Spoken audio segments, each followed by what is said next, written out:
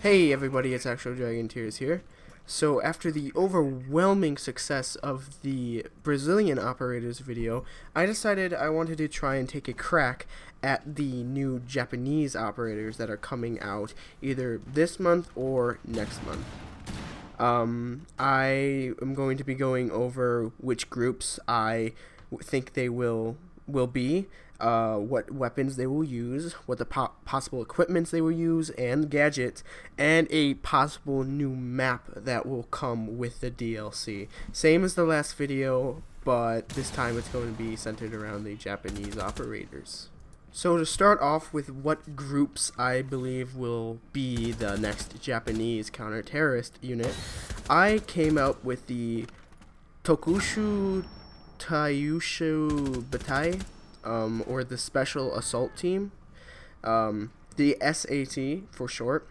They were established in 1996, and believe it or not, they are actually a local counter-terrorist unit for Japan. They don't operate nationally, but as we saw with the BOPE, that doesn't matter. They still can use them nationally like they do with the Brazilian operators.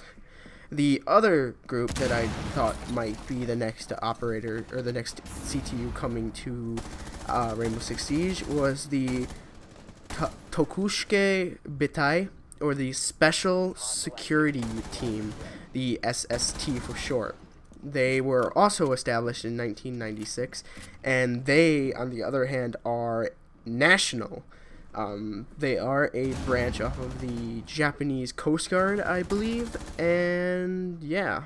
So those are the two groups that I think will be the main contestants for the next CTU. Now getting into the fun part, and that is determining what guns they will be using. I'll start off for the attacker. I believe he will be using the Howa Type 89 assault rifle. The Howa is a 5.56 caliber. It fires at 750 rounds per minute, and it can use either a 20 or 30 round magazine. This is used by both the CAT, or SAT, sorry, and the SST. And the reason why I believe this will be the assault rifle for the attacker is it's the only assault rifle they use. Like, it's actually the only one in the category of assault rifle. Yeah, that made my job pretty easy.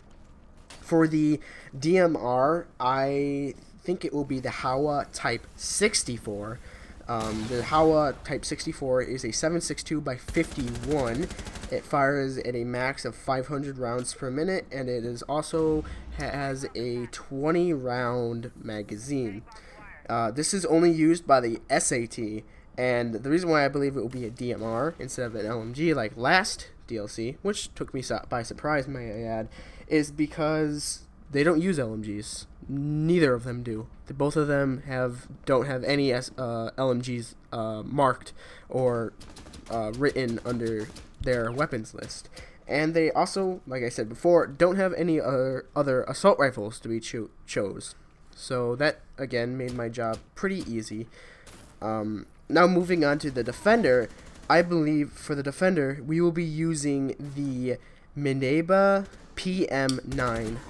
The PM9 uses a 9x19 Parabellum round. It fires at 1100 rounds per minute, which is quite high, but the trade-off is it only has a 25 round magazine. This is used by the SST and not the SAT. And the reason why I believe it will be this one is because from both their lists, I was looking over it, and they both use SMGs that are already in the game, primarily the P90 and MP5. So, but they did have the PM9, which is not in the game yet. And I thought this would add an interesting mechanic to the game, because it will add another high rate of fire weapon with a trade-off of a low magazine cap.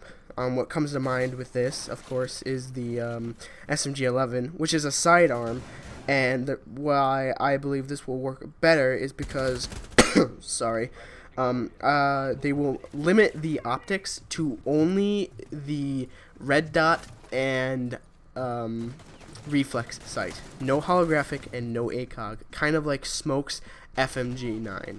The reason why I believe this is because it will keep it from being a pocket sniper like the SMG-11, and it will also keep it in the role of a primary close quarters weapon. For the shotgun, I was actually not sure because both of them didn't have any shotguns listed, but one of them did have a little footnote, and that was shotgun is unspecified, but they have in the past used a Benelli, Mossberg, and Remington.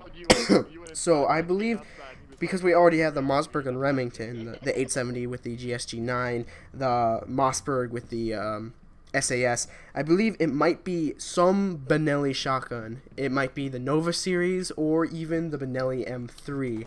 The reason why I believe that they will be one of those two is because those are pump actions, and I feel there are not enough pump actions in the game. There is currently 3 pump actions and 4 semi-auto shotties, which I feel isn't well balanced, because the semi-auto shotties are significantly better than the pump actions. So I feel that adding more to the semi-auto shotgun category would oversaturate it and make it even more powerful than it already is. Now, finally, coming on to their sidearm, I believe it will be the Glock 19 pistol. This also fires a 9x19 parabellum round.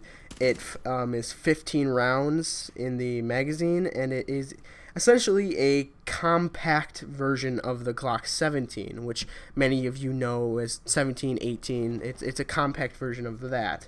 This is used by the SAT, and the reason why I believe it will be the Glock is because when I was looking over the other pistols, it was a lot of the 226 and the P9, which are both used already by the GIGN, no, not GIGN, SAS and GSG-9. Although the other option I thought for the pistol was the Nambu Model 60 revolver. The Model 60 revolver fires the .38 special caliber, and it is only 5 rounds in the cylinder. The reason why I believe this might be it is because it will add another revolver into the game, and it's also a very significantly different looking revolver from the one that the GIGN has. The way I think it will work is it might do less damage and also have less capacity than the one with the that the GIGN has, but it will also have a faster fire rate and maybe lower recoil. This would be nice because, like I said, it adds another revolver into the mix, and so we can have more diversity in the game. For the equipment, I think that the defenders are going to probably get the standard.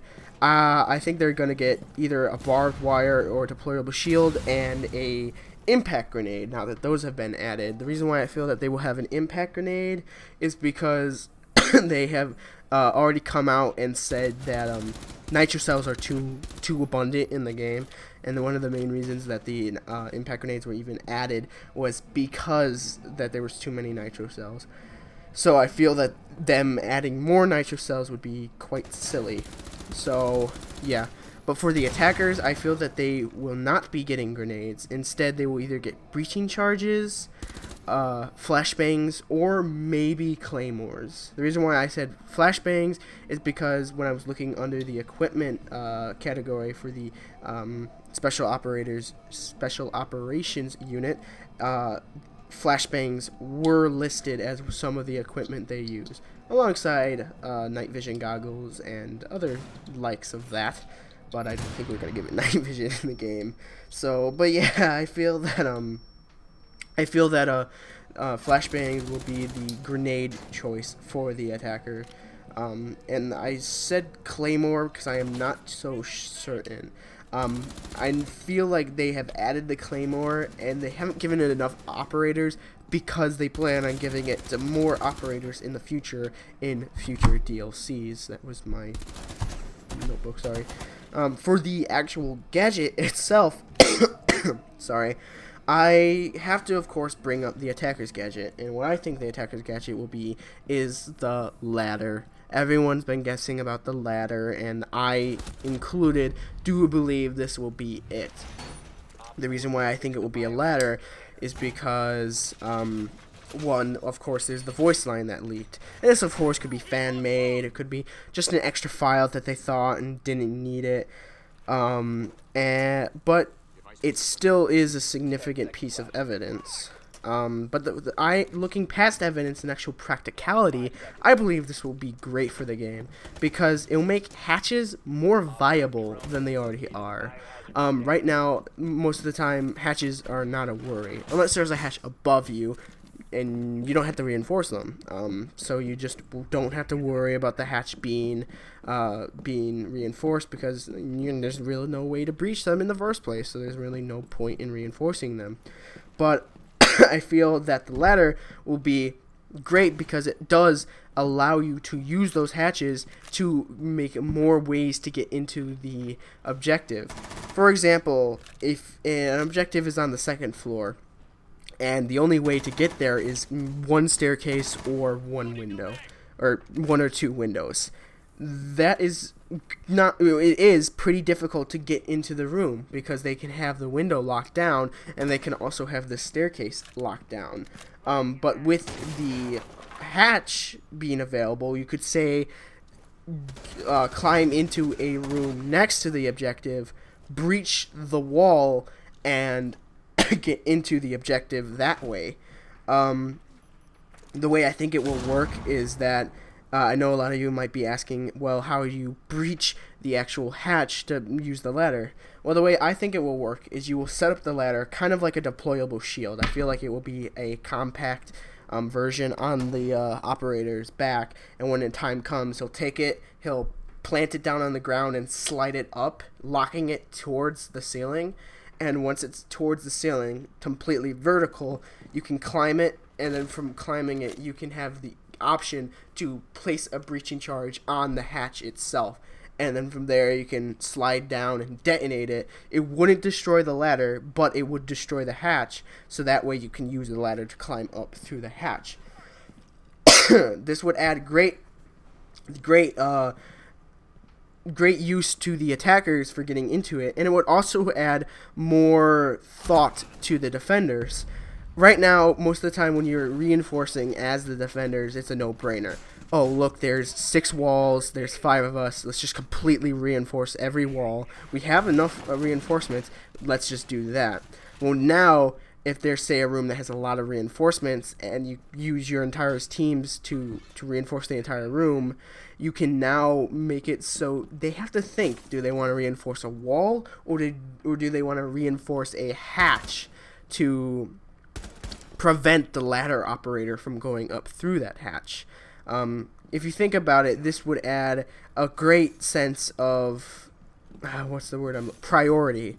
Do they need to prioritize breaching or entryways? And I feel that would be great because a lot of these smaller objective rooms already are kind of hard to breach because there's so many reinforced walls. This will make it so it's kind of a risky situation. Do you want to allow them to surprise you, or do you want to allow them to breach into the actual room if they can get in there?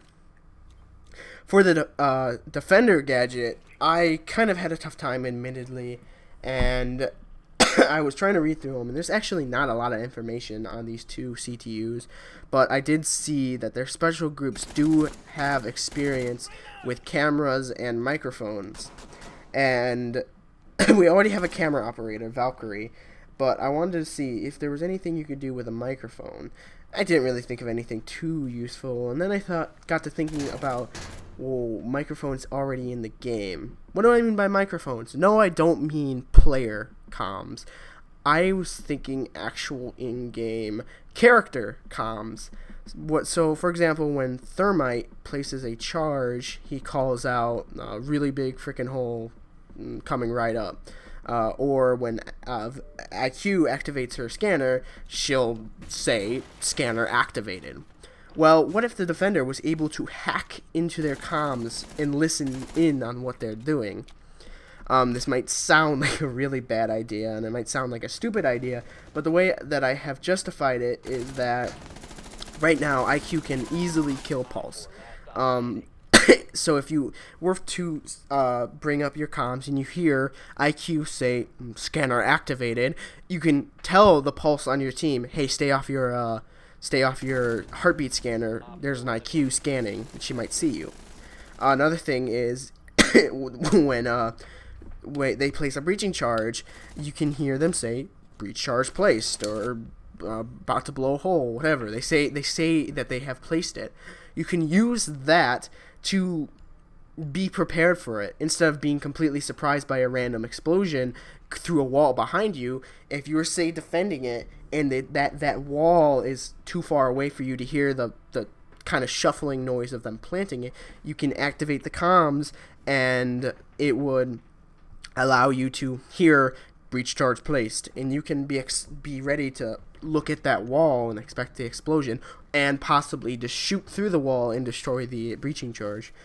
I believe it will be able to be turned on and off, kind of like the IQ scanner or Pulse's IQ heartbeat monitor.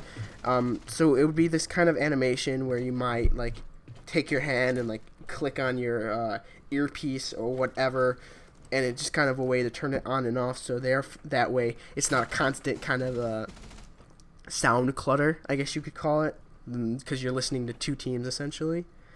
So that was the idea I had for the gadgets for the attacker and defender. And finally, for the map, I actually have a really good idea, and I'm actually really excited that I thought of this. And the map that I was thinking about was Okinawa. When I was looking through the main cities that the CTUs operate in, or are popular with operating in, many of them were big cities in Japan, and I don't think big cities would really work in this game. Like I just don't think that the type of environments that these situations are in fit with big cities. But when I looked at Okinawa, it was essentially a giant vacation resort. And the second I saw that, I got immediately excited. And I was like, what if our map was a vacation resort, or the vacation resort in Okinawa? I feel like this would be amazing because it's fresh, it's new. There's not really any vacation resort kind of maps already in the game, and it's also in a tropical environment. And with the vacation resort idea, I thought that it might try and concentrate on verticality more. So with verticality, what I mean is that there would be multiple floors. Sorry. Floors would be destructible. A lot more grappling would be required, and if I am correct with the ladder, a lot more of the ladder being used would work here. You can use the ladder to go up hatches and go up multiple floors, making the ladder a lot more viable, especially in this map.